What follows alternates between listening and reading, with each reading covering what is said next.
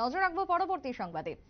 EVM বন্দী হয়ে strong রুমে ফিরছে জনতা রায় এবং এই মুহূর্তে গ্রাউন্ড জিরো থেকে নিউজ ভ্যানগার্ডের প্রতিনিধি কি ছবি তুলে ধরেছেন, কি বক্তব্য উঠে এসেছে শোনাবো। তবে তার আগে জানিয়ে রাখি, এই মুহূর্তে দেখছেন আমবাসার ছবি। ধলাই জেলার আমবাসা মহকুমার চাঞ্জাইপাড়া দ্বাদশ শ্রেণী বিদ্যালয়ে কঠোর নিরাপত্তার মধ্য দিয়ে নিয়ে আসা হচ্ছে ইভিএম।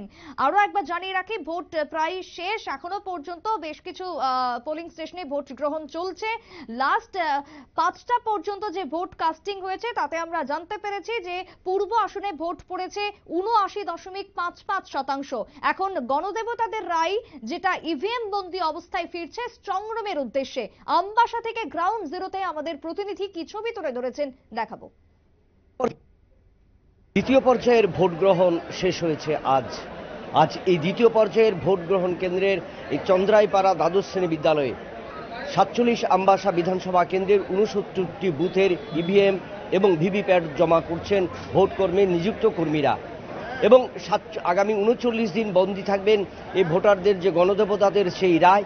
এবং তারপর ৪ঠা জুন কিন্তু এই ফলাফল প্রকাশিত হবে এবং এই ফলাফল প্রকাশিতের আগ পর্যন্ত কিন্তু সমস্ত রাজনৈতিক দলগুলো, যে অষ্টাদশ লোকসভা নির্বাচনে যে সমস্ত রাজনৈতিক দলগুলো একে একে অংশ নিয়েছিল এবং তাদের যে ভোট ভাগ্য এবং তাদের যে ভোট প্রচার যে সংগঠিত হয়েছিল, তারপর সেই ক্ষেত্রে কোন দল, কোন নির্বাচিতরা এবং জনপ্রতিনিধিরা কাদের নির্বাচিত করবেন সেটাই কিন্তু ভাগ্য পরীক্ষা জানা যাবে।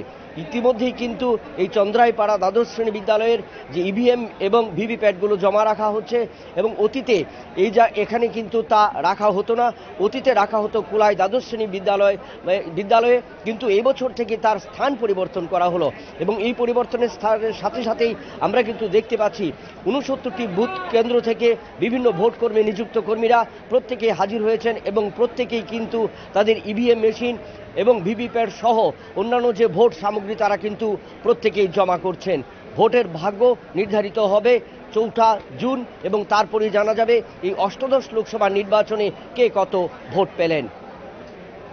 আমবাসা থেকে জাকির হোসেনের সাথে বিপ্লব চন্দ্র, নিউজ ভ্যানগার্ড। আপনারা শুনলেন গ্রাউন্ড জিরো থেকে আমাদের প্রতিনিধি বিপ্লব চন্দ্র এবং জাকির হোসেনের বিশেষ রিপোর্ট। যদিও এখন ভোট কেন্দ্রে বিশেষ করে ভোট সম্পন্ন এবং ইভিএম ফিরছে স্ট্রং রুমের উদ্দেশ্যে, থাকবে ৪ জুন পর্যন্ত এই স্ট্রং রুমে এবং তারপরে গণনা, যার পরে বেরিয়ে আসবে আসল রায়। তবে ততদিন পর্যন্ত বিশেষ অপেক্ষা রয়েছে সকলেরই। ছোট্ট একটা বিরতির পর ফিরবো, সঙ্গে থাকুন।